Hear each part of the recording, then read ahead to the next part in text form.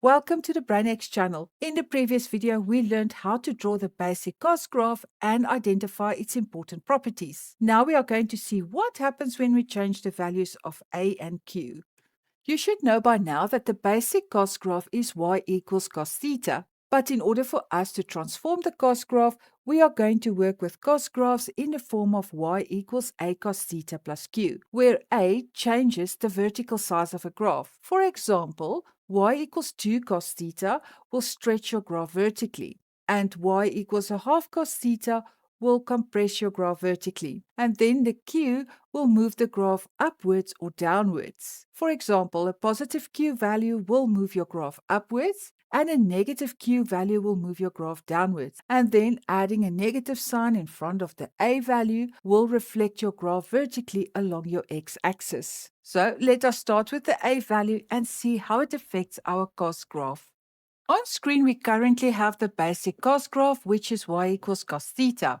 And to check out what effect the A has on our graph, we are going to draw the graph y equals 2 cos theta. And we're going to use the exact same steps as we did when we drew the basic cost graph in our previous video. I'm going to start by drawing my table, and then we are going to work out our y values. And again, I'm going to use the exact same angles like we did in the previous videos.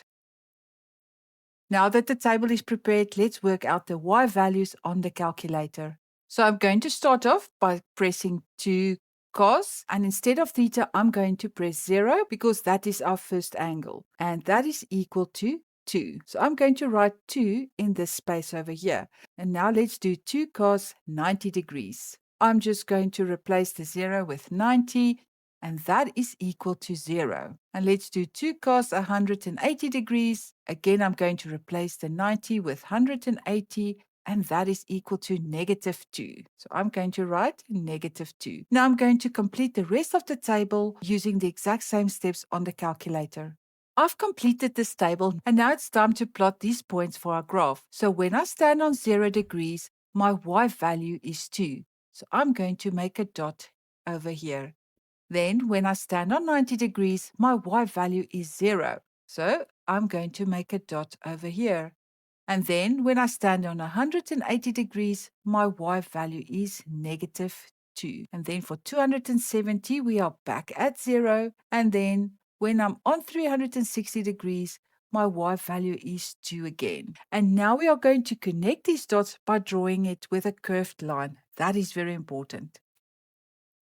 So this is what the y equals 2 cos theta looks like. You can see that this 2 actually stretched our graph vertically. So let's see what effect this has on the properties of our graph. Okay, so let us determine the domain for our basic cost graph as well as our transformed cost graph. Now the domain are all the theta values that we can see for our graph. Now, normally they do give it to you, but if they don't, you can actually get the information by looking at your graph. So when I look at my basic cost graph, I see that my graph starts here at 0 degrees and it goes all the way through to 360 degrees. That means that the domain is theta is an element of 0 degrees all the way through to 360 degrees, and it is all included. And then let's have a look at our transformed graph y equals 2 cos theta. Again, it is given to us here, but you can also get the information by looking on your graph. Again, the domain is all your theta values or all your x values. And again, this graph starts at 0 degrees and it goes all the way through to 360 degrees, which was our last plotted point. So theta is an element of 0 degrees all the way through to 360 degrees. You can, if you want to, write your domain in this form. That is also totally acceptable. The range of a graph is the y values that you see. And for our basic cost graph, the minimum value is -1 and the maximum value is 1. So the range is y is an element of -1. We always start with the lowest number all the way to 1. You can also write it in this form if you want to. Y is bigger or equal to -1, but it is smaller or equal to 1. And then let's have a look at the range for the transformed graph. The minimum value is -2 and the maximum value is 2. That means y is an element of -2 all the way to 2. If you don't like to write it in interval notation, you can write it as an algebraic inequality like you see here. Now for the amplitude of each graph. Now remember, you can get the amplitude by looking at the A value of each graph. And for the base graph, the A value is 1, so the amplitude is 1.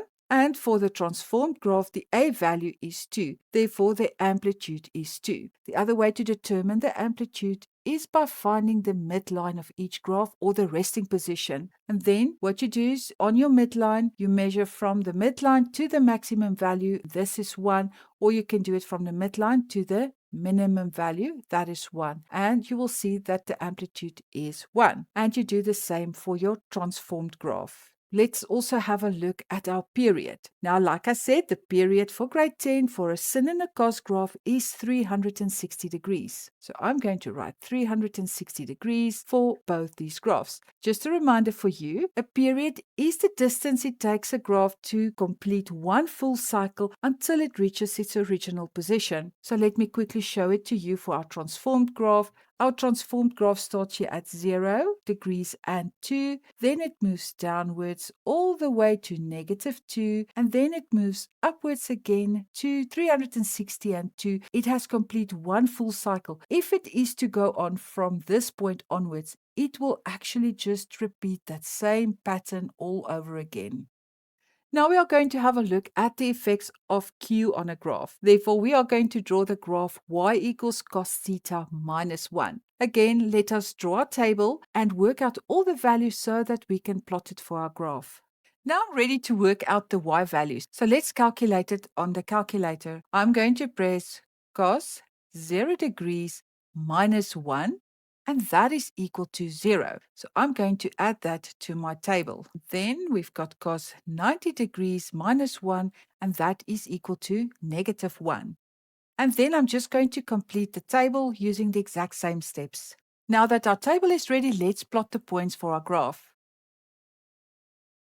And now it is time to connect these dots with a curved line.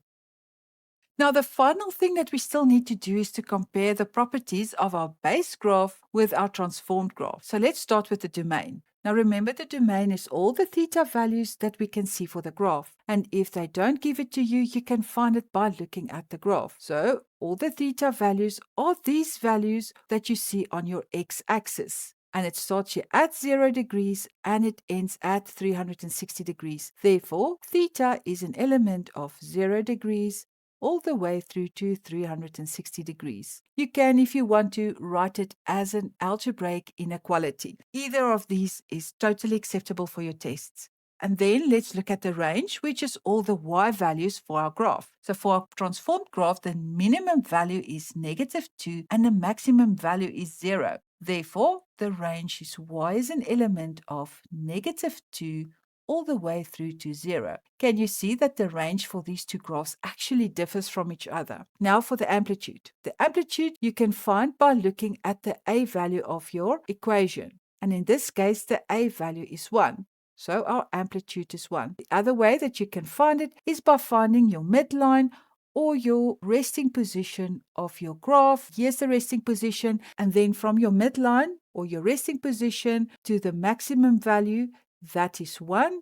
And here from the midline to the minimum value is also 1 unit. And then let's also look at the period. The period is 360 degrees for grade 10. But if you want to determine the period, remember that the period is the distance it takes a graph to complete one full cycle until it reaches its original position again. Let's do a quick recap for the cos graph in the form of y equals a cos theta plus q. Remember that a changes the vertical size of the graph. For example, y equals 2 cos theta will stretch your graph vertically, whereas y equals a half cos theta will compress your graph vertically. And then the q will move your graph up or down. For example, a positive q value will move the graph upwards and a negative q value will move the graph downwards. And then adding a negative value in front of a will reflect your graph vertically over the x-axis.